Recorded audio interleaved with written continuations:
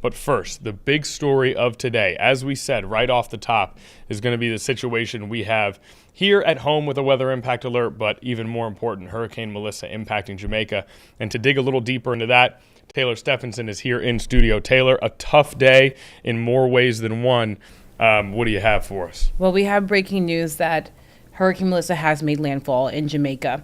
According to the Hurricane Center with the 1 p.m. special advisory, Melissa made landfall in southwestern Jamaica near New Hope with estimated maximum sustained winds of 185 miles per hour, or that's 295 kilometers per hour, with an estimated central pressure of 892 millibars. Very, very strong storm at this moment. And as we look at our graphics here, you can see where Melissa is making landfall or has made landfall there in New Hope, Jamaica.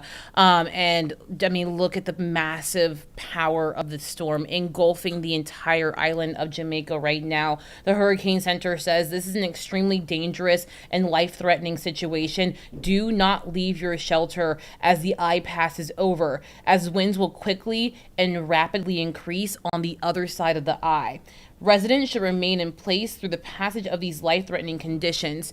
To protect yourself from the wind, the best thing you can do is put as many walls as possible between you and the outside. An interior room without windows, ideally one where you can also avoid falling trees, is the safest place you can be inside of a building. You can cover yourself with a mattress and wear a helmet for added protection.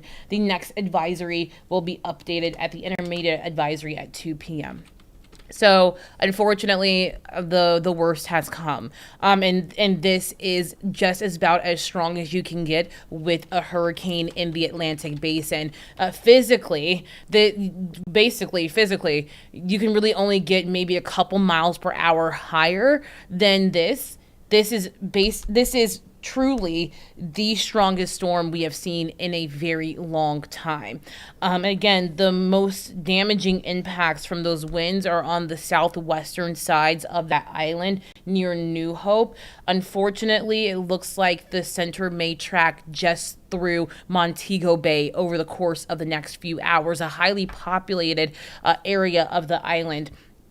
So right now, Hurricane Melissa also producing gusts up to 220 miles per hour, finally moving north-northeast at about 9 miles an hour. So it is starting to get a little bit more of a forward movement. But here is the latest look at that cone there that got updated with that landfall. So right now, I need those residents of eastern Cuba to also be on high alert, as the storm is only 145 miles south of Guantanamo, Cuba. Right now, sustained winds, again, 185 miles an hour, minimum pressure lower than Katrina, just about the same as the Labor Day hurricane of 1935. You can see that it still makes landfall as a major hurricane there in eastern Cuba by later on tonight. So we are going to be talking about the storm for days as it impacts highly populated areas of the Caribbean, moving through the Bahamas as either a major hurricane or a Category 2 hurricane by Wednesday evening, and impacting the Turks and Caicos as well. Then moving through the Western Atlantic and potentially impacting Bermuda as well by Thursday night into Friday morning. So again, this is just a massive storm. Again, Melissa has made landfall as of 1 p.m. today near New Hope, Jamaica, with sustained winds of 185 miles an hour. I mean, that's catastrophic winds in that portion of the island. Yeah, and I mean, Taylor, we are able to see some of those winds, especially on live feed channel 4 here, and it is you could not be more right. I mean, if you just look at the out and out, just every tree pointing in one direction, leaning heavily, the visibility is really being disturbed here a little bit just because of the conditions out there already. Now, we've talked quite a bit. You know, you've harped on something now twice today, which early on in our earlier stream you said defying physics. And then again today, you use language like kind of like bumping up against the outer reach of physically what one of these storms can be. Can you just expand on that a little bit? I mean, even for a meteorologist, this is something that is kind of shocking to you. Right. I mean, when you're talking about the categories of storms, right, you have the Saffir-Simpson scale, and that goes from obviously category 1 through 5, of course, including tropical depression, tropical storm. Once you start to get into those category 5 hurricanes in general, it's already a very rare occurrence. Now, this season alone, we've had 3 of them. We had Hurricane Aaron, we had Hurricane Humberto, and then we also had now Hurricane Melissa.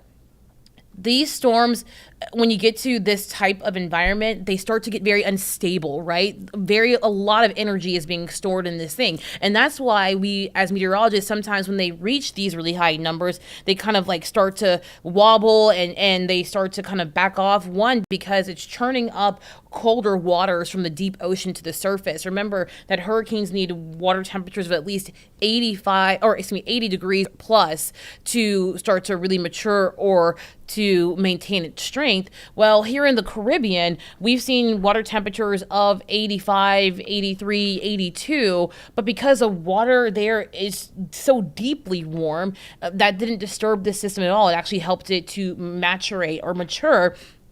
Also, again, it's just the unstable nature of such a strong storm.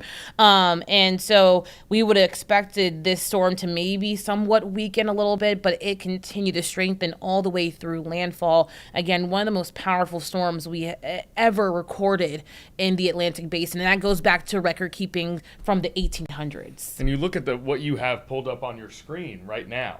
And you say, well, you could almost say, where is Jamaica? It is directly underneath that 5 symbol right there. I mean, the entire island is engulfed just by the graphic here. So it just gives you another clue of how devastating this could potentially be. We have ABC News is reporting that those winds of 185, I believe that's what you said, 185 miles an hour. Mm-hmm. The most recent hurricane with winds that strong was Dorian, which is even that is just all the way back in 2019. And Dorian was, I talked to actually anchor Dana Smith because she's Bahamian. And so we talked about Dorian and how Dorian was kind of similar to Melissa in a way where Melissa was just dragging its feet in the Caribbean. Same thing with Hurricane Dorian that actually did make landfall in the United States in the Outer Banks during that year. But it just stalled over the Bahamas and just sat there. And it brought the most destruction to the Bahamas ever recorded. And it's because it was a powerful Category 5 hurricane and it just sat there. And one thing about Melissa, thankfully, it's not going to just sit over Jamaica.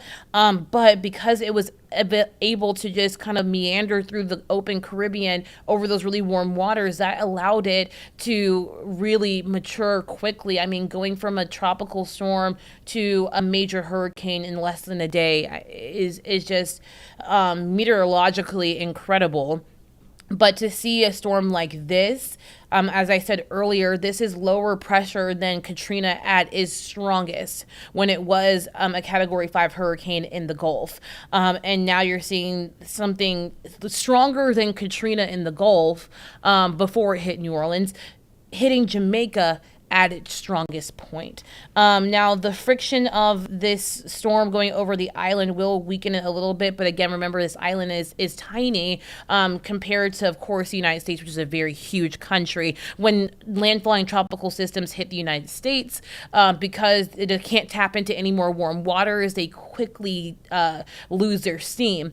Because this is going to go over a pretty narrow part of the island, maybe only 100 miles or so from the north banks to the south banks, it still will be a major hurricane through landfall tonight again in Cuba. So we will definitely have more updates as Melissa continues to unfortunately devastate parts of the islands. Now, I do want to talk about what the Hurricane Center is saying in terms of their key messages for this afternoon. Again, we will get our next update at 2 p.m. And of course, I'll join you guys here again at 2 p.m. here on Live Impact News.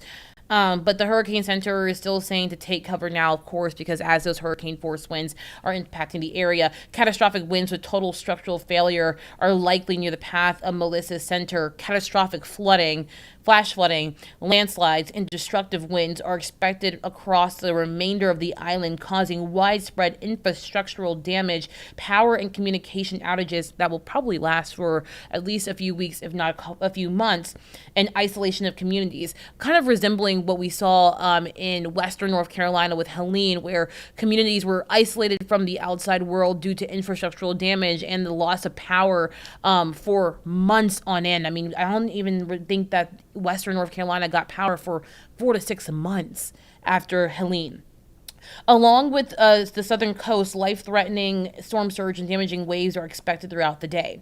For eastern Cuba, heavy rainfall and flash flooding and landslides are expected soon. Life-threatening storm surge and damaging winds are likely to begin later on today. Complete all preparations now. Now, one thing is, too, Jamaica not only has beaches, but it's also a mountainous region as well. And the Hurricane Center says that the winds at the highest elevations could be 30% higher than the winds at the surface of this hurricane. So hopefully residents were heeding that warning and decided to relocate from those higher elevations, because not only are you talking destructive winds, but you're also talking landslides and mudslides. Which is especially key because your first thought is, oh, there's going to be flooding. I need to get to higher ground. But with a storm like this, you go to higher ground and you run into a whole new set of dangerous problems. Exactly. So there's just not a lot of recourse for the people who are in the path of this hurricane right now.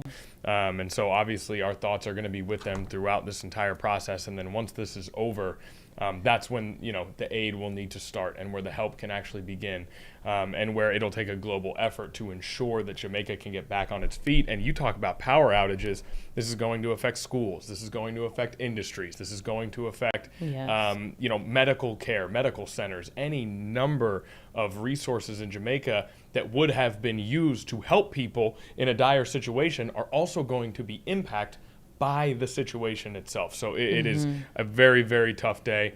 And I know that you guys are both trying to study this from a meteorological standpoint, but then there's a human element as well that you're balancing. So a ton of respect to you guys for doing such a great job of balancing those two things. Thank you. I know we've got that 2 p.m. update coming. Is there anything else we need to know about Melissa right now? Well, I'm looking at some of the data here, and I'm on X, and it says that Melissa is tied for the third most intense hurricane in the Atlantic basin all time.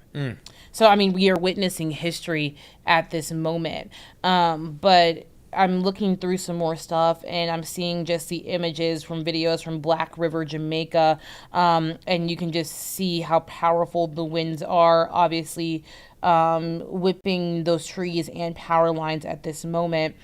I'm trying to see if I see anything else here across stuff here, trying to make sure that I'm not missing anything from media. What I do like about social media is that it does give us real-time updates. What you're looking at right now is the images from the hurricane hunters in the center of Melissa, and that's about as textbook as you can get for the center of an eye wall. Melissa is also one of the driest eye walls ever recorded in Atlantic Basin history as well, and you can see there as the hurricane hunters fly through the hurricane, very quiet in that center, but just in those clouds, those are the most violent winds. Hurricane hunters from the Air Force reconnaissance had to divert their flights because the turbulence was so bad that they could not get through certain parts. Also, they had reports of birds trapped